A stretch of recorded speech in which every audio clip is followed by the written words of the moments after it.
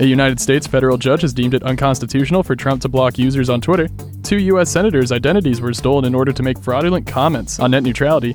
And employees are turning to Apple Watches to keep up to date when they cannot look at their phones during work. It's all the tech news that's popular right now. Welcome to Hashtag Trending. It's Thursday, May 24th. I'm Alex Radu.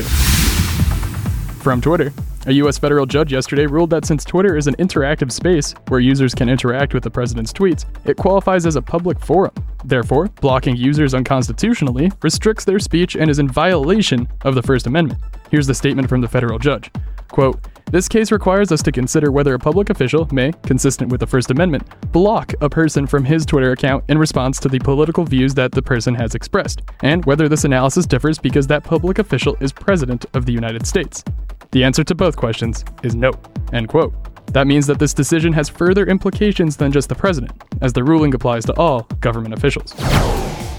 From Reddit, 2 U.S. senators, Pat Toomey, a Republican from Pennsylvania, and Jeff Merkley, a Democrat from Oregon, have sent a bipartisan letter to the chairman of the FCC calling for a thorough investigation into the millions of fake messages that were sent to the FCC last year about net neutrality.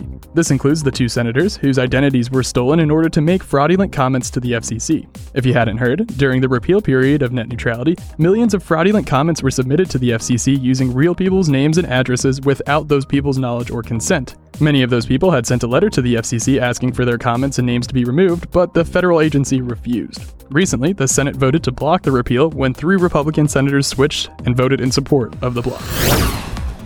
And from LinkedIn, next time you're at the airport or a restaurant or out shopping, see how many Apple Watches, or just smartwatches in general, that you can spot. According to a new study from Quartz, smartwatches have become more and more popular among employees in the service industries as a way to keep in contact with the outside world when a smartphone is unavailable. This doesn't break any company policies, but still allows employees to check in on texts or general notifications. And considering that nearly a quarter of the US labor force works in wholesale or retail operations, this could be a market that Apple, or any other smartwatch manufacturers, could take advantage of in the future.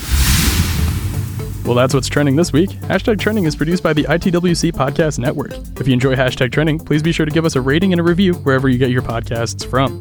Thanks for listening. As always, I'm Alex Radu.